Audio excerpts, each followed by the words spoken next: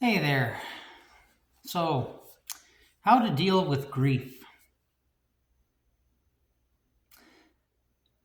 There's a Native American story that I like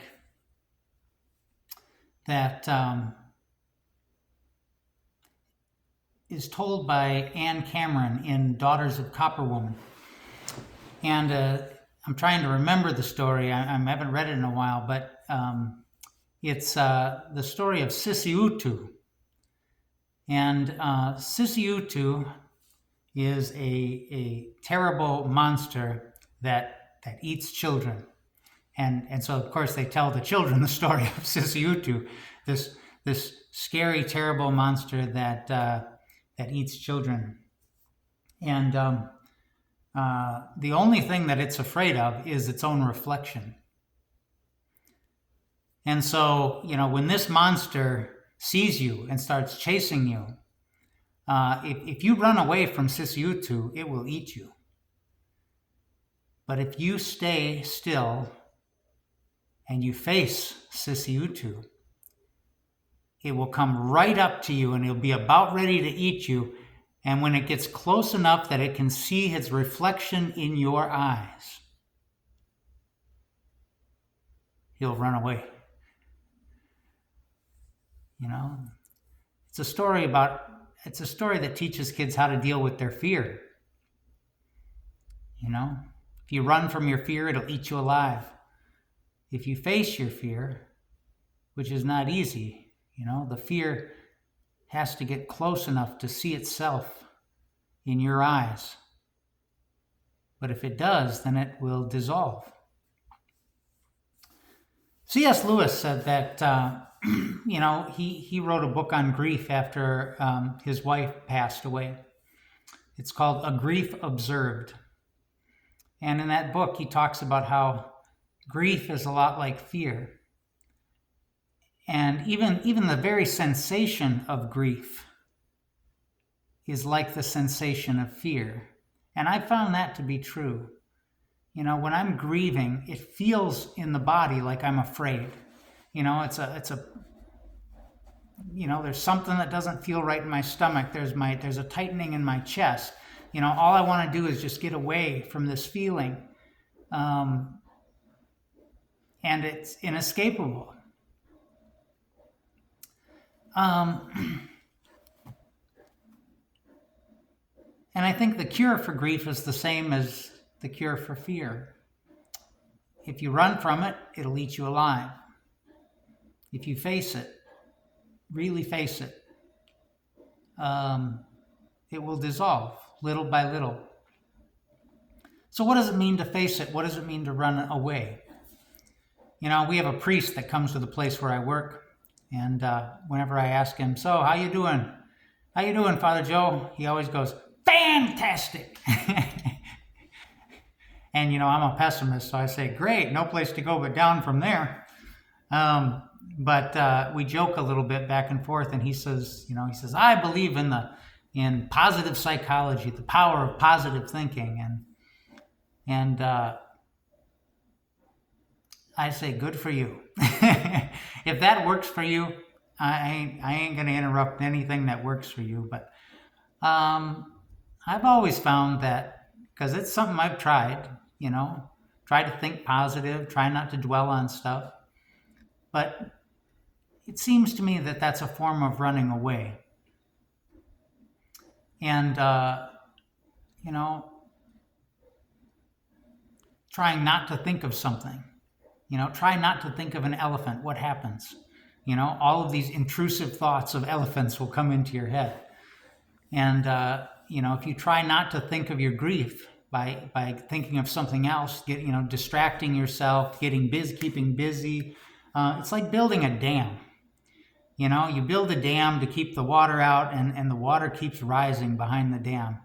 And then sooner or later, there'll be holes in the dam.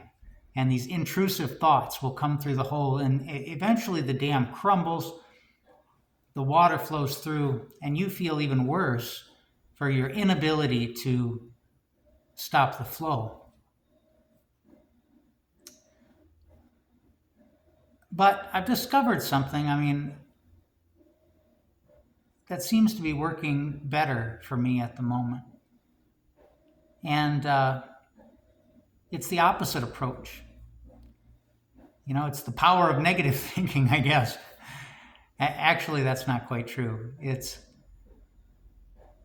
paying attention, giving your full awareness to the feeling, sitting with the feeling for a long period of time. You know, my morning meditation, part of it will be just sitting with the grief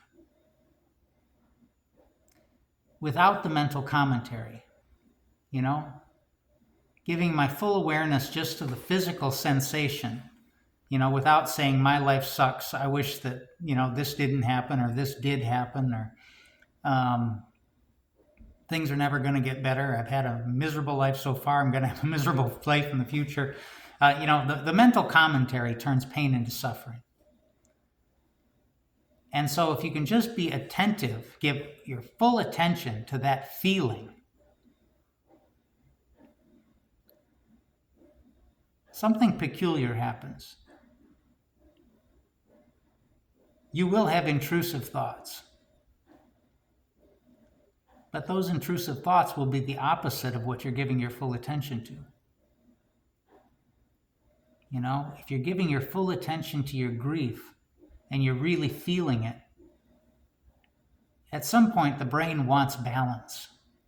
And the intrusive thoughts that come will be things that are not related to the grief. You're like, oh, yeah, I really did like that sandwich the other day. Or, you know, somebody said something that made you laugh, and you'll remember it, and you'll start to laugh.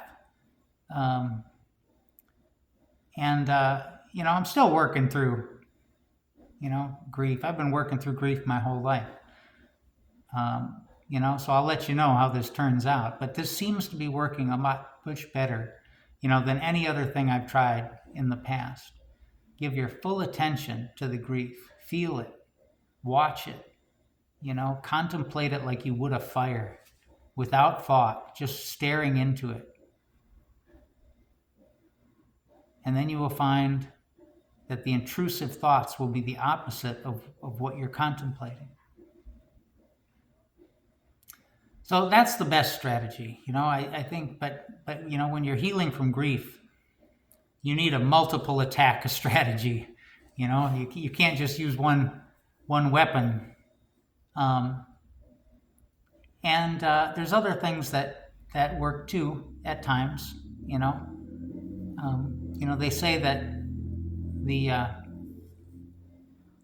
work of grief is mourning. You know, grief is inside, mourning is outside.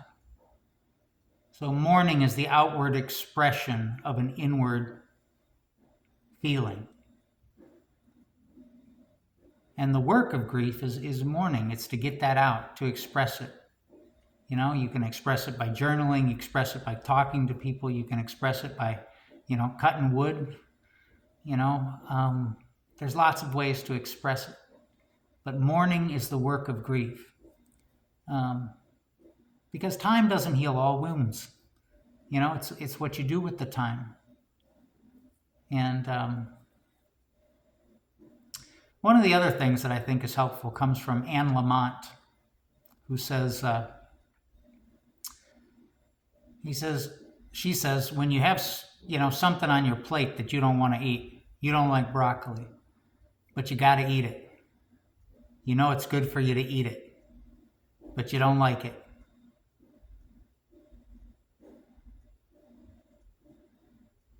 Put other things on your plate. I mean, you still got to eat your broccoli, but don't make it the entire meal. You know, you don't avoid it. You know, it's not like, you know, distracting yourself by keeping busy. You got to deal with it. You know, but make sure you have other things to eat too.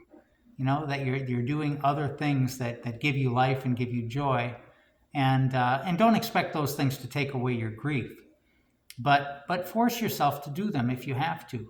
Make sure there's a lot of different food on your plate, you know, not just the broccoli that you don't want to eat. You know, I think back to giving your attention to that grief. It's like caring for grief is like caring for an infant. You know, you can't spoil an infant. You can't give it too much attention, right? Maybe you can with a toddler, but not an infant. And when an infant feels safe and secure and loved, it will not cry all night. It will not keep you up. It will not give you grief. It will, speaking as somebody who's never had children, but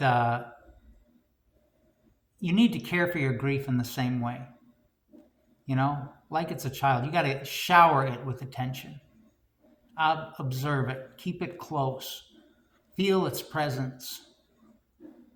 And but the more you say, "Oh, I can't stand this crying baby giving me such grief. I'm gonna isolate it, or I'm gonna punish it." Worse, you're asking for trouble. And so, a meditative practice that I found helpful is you just got to stare into your grief like you would a fire. Give it your full attention without the mental commentary, and love it. Love your grief. See you tomorrow.